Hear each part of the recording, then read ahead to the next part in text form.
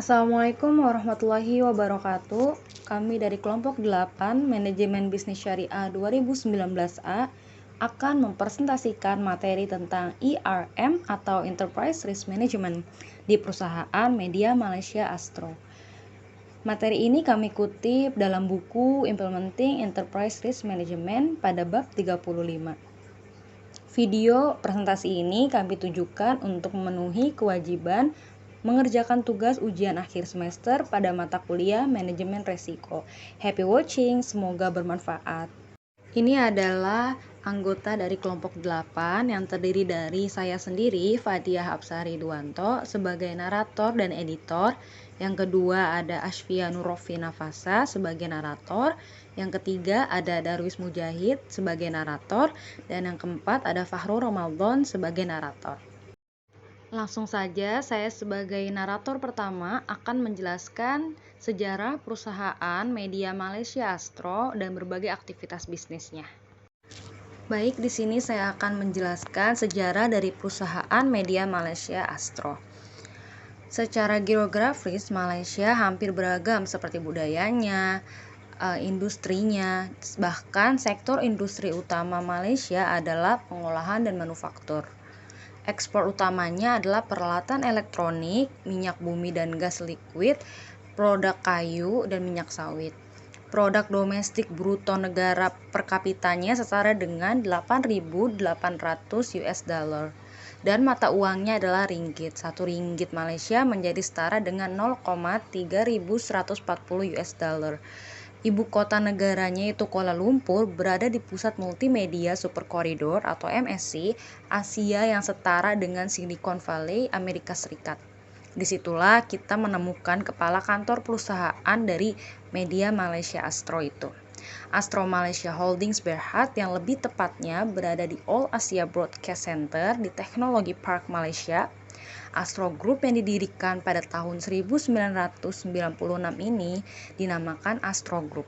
Astro Group adalah kelompok media konsumen dan hiburan terpadu terkemuka yang berkembang yang ada di Malaysia, Asia Tenggara, dan pasar luar negeri regional. Grup Astro terdiri dari Astro Malaysia Holdings Berhad atau disingkat AMH yang tercantum di Dewan Utama Bursa Efek Malaysia pada tahun 2012 dan Astro Overseas Limited atau AOL yang menghadap ke semua investasi internasional. Begitulah sejarah dari perusahaan media Malaysia Astro itu sendiri. Untuk aktivitas bisnis dari perusahaan media Malaysia Astro itu sendiri ada 4 bidang usaha utama. Yang pertama membayar televisi, yang kedua ada radio, yang ketiga ada publikasi, dan yang terakhir ada media digital. Dan juga telah mendirikan kemitraan di berbagai negara dengan ANI, Google, Lionsgate, MSNBC, dan perusahaan media terkemuka lainnya. Astro juga memiliki dan mendistribusikan perusahaan Shaw, perpustakaan film Cina terbesar di dunia. Ini memiliki Adrep juga, sebuah perusahaan manufaktur dan pendirian airtime radio nasional yang beroperasi di Cina. Jadi untuk aktivitas bisnisnya tidak diragukan lagi dan sangat mendunia. Baik, saya Fahrul Ramadan sebagai narator kedua akan menjelaskan apa saja sih faktor pendorong dari perusahaan media Malaysia Astro ini dalam menerapkan manajemen risikonya.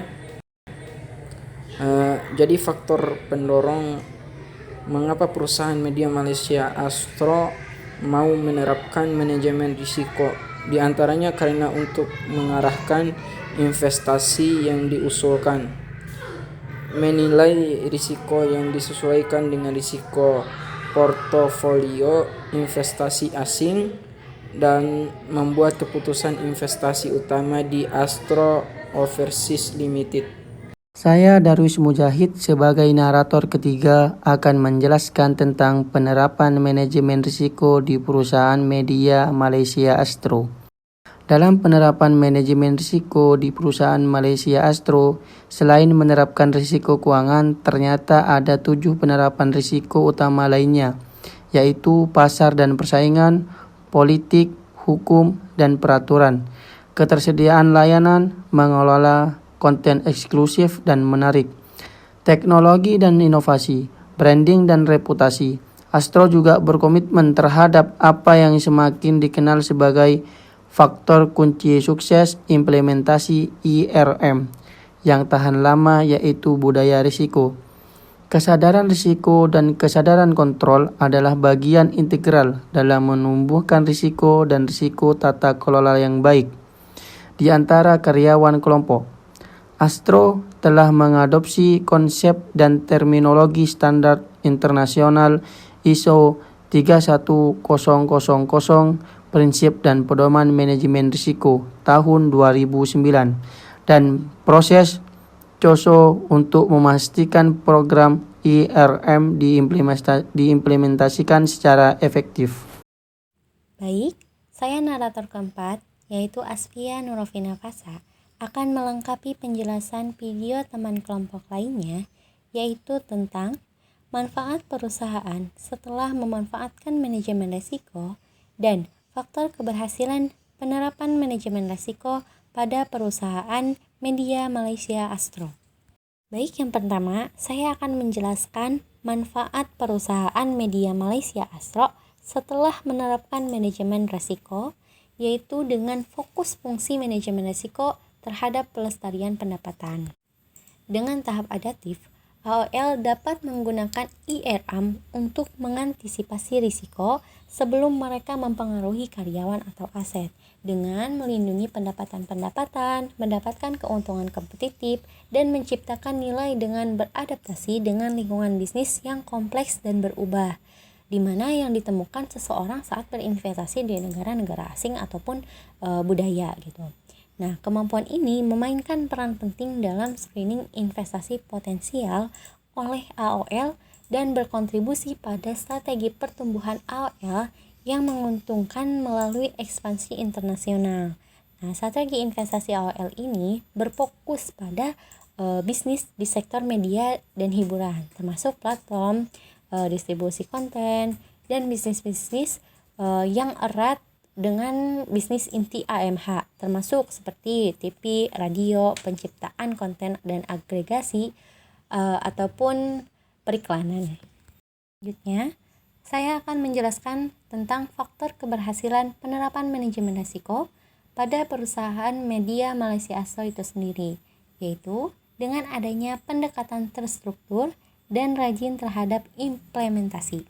Juga adanya pemantauan yang teratur, seperti review strategi berbasis risiko awal diikuti oleh review tahunan reguler selama kehidupan investasi, yang akhirnya fungsi IRM AOL memiliki pengawasan dan secara teratur memantau proses manajemen risiko perusahaan investasi. Dan ini adalah indikator atau metrik dengan ambang batas yang mengatur agar dapat memicu pertimbangan pilihan strategi keluar dan eksekusi. Selanjutnya, adanya pelaporan IRM, yaitu bisa diartikan sebagai proses pengelolaan risiko agar memberikan jaminan yang wajar bagi entitas dan tujuan bisnis suatu perusahaan. Jadi, perusahaan ini rajin melakukan pelaporan IRM yang dapat menambahkan nilai yang membuat penerapan manajemen risiko di perusahaan tersebut berhasil. Dan dashboard kinerja investasi dapat memungkinkan perusahaan membandingkan nilai investasi terhadap total nilai risiko investasi. Juga membandingkan profitabilitas terhadap risiko keseluruhan. Baik, kembali lagi bersama saya Fadia Absari yang akan melengkapi penjelasan dari teman-teman kelompok yang lain tentang pelajaran apa sih yang dapat diambil oleh perusahaan lain yang juga ingin menerapkan manajemen risiko seperti yang sudah diterapkan oleh perusahaan media Malaysia Astro. Pelajaran yang dapat diambil oleh perusahaan lain jika ingin menerapkan manajemen risiko itu kita kelompokkan menjadi dua, yaitu yang basic dan yang profesional. Yang basic itu diantaranya perusahaan tersebut yang telah menerapkan manajemen risiko akan mendapatkan konsistensi dari perusahaannya dia sendiri dan teamwork yang makin solid lagi. Dan yang profesional, Pendekatan terstruktur dan rajin terhadap implementasi juga bisa didapatkan jika kita menerapkan manajemen resiko di perusahaan. Terus bisa juga pemantauan lebih terarah dan lebih sistematis, dan pelaporan IRM dapat menambahkan nilai tidak hanya untuk perusahaan investasi yang mengadopsinya saja, namun juga kepada perusahaan induk yang harus membuat keputusan investasi untuk portofolio investasi asing langsung. Jadi sangat banyak manfaatnya nih. Sekian penjelasan dari kelompok 8, semoga bermanfaat. Mohon maaf jika ada salah-salah kata. Thank you for watching and wassalamualaikum warahmatullahi wabarakatuh.